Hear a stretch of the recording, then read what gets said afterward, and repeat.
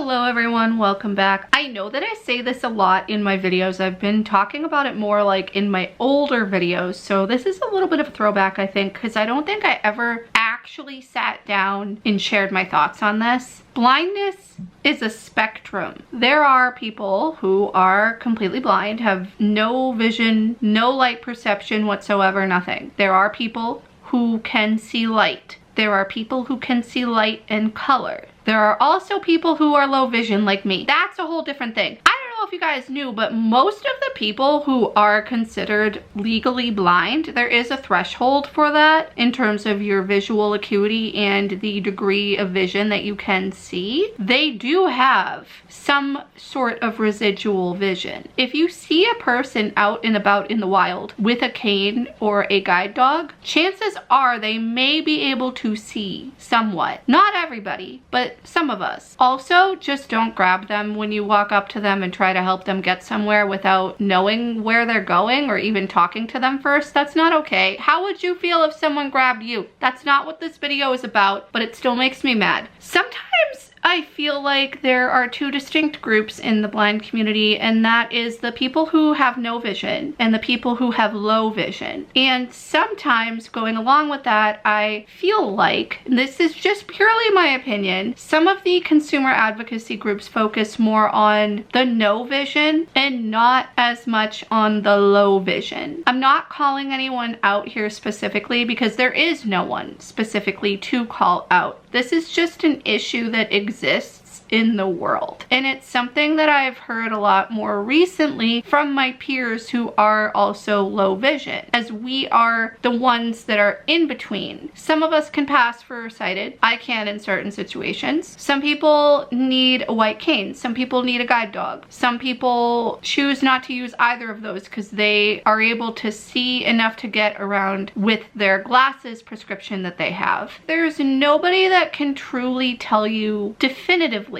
what low vision is. Again, it's a spectrum. My experience is different than my friend's experience who may have low vision. All of us also have different things going on with our eyes. Like the cause of my blindness is retinopathy of prematurity, meaning that I was born prematurely. The retina in my right eye is detached, and I was fortunate enough to be born in a state that has great medical care, so they did laser eye surgery on me at like 2 months old or something, and were able to save the amount of vision that I currently have. Not everybody is able to have that happen to them based on where you are born and also the time period that you were born in. I was born in the early 90s, and here we are. I'm 31 at the time of filming this, so everything's going fantastically. No one person has the same blindness experience. You could talk to two different people who are completely blind and they'll tell you two different stories. You can talk to two different people who are low vision, like I said, two different stories. And again, there sometimes seems to be a divide between the people who are completely blind and the people who are low vision. This is not something that is a definitive thing that happens, but it's sometimes prevalent in certain situations and among certain groups of people. I don't know if this is something that I'm just making up in my head. I don't think it is. I'm never going to be able to fully understand what someone who is completely blind deals with on a day-to-day basis. Just like someone who is completely blind, or even a peer of mine who is low vision, is not going to be able to understand what I might go through in my daily life. And that's because all of us are living unique and different experiences with our blindness. And that's okay.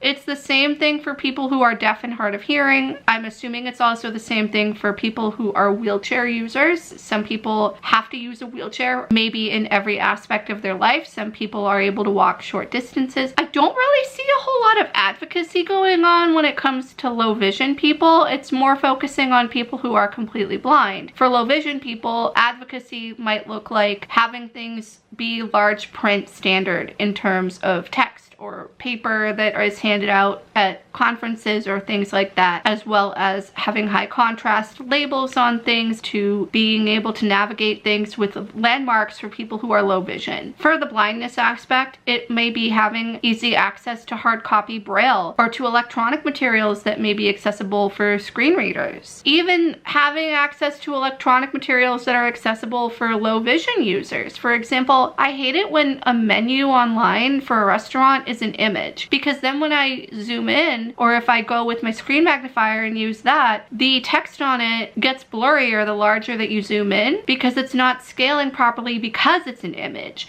If it was a text PDF, it would scale easier and then everybody would be able to read it, even people who are screen reader users. I want to hear from you guys if you have the same thoughts. Maybe you think differently than I do and have differentiating opinions. Thank you so much for watching. I really hope you enjoyed this. Please, like I said, leave any comments, feedback, and suggestions down below, and subscribe if you haven't already. I will see you in the next one. Bye.